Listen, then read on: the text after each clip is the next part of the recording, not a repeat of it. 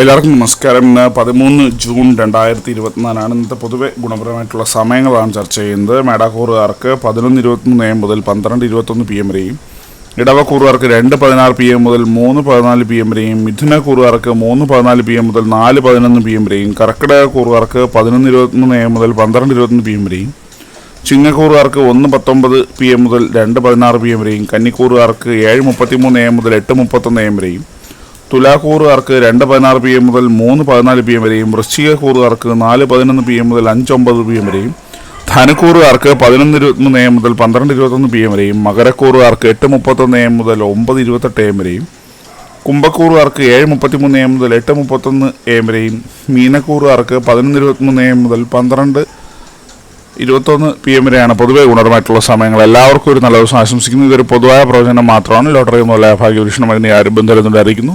നന്ദി.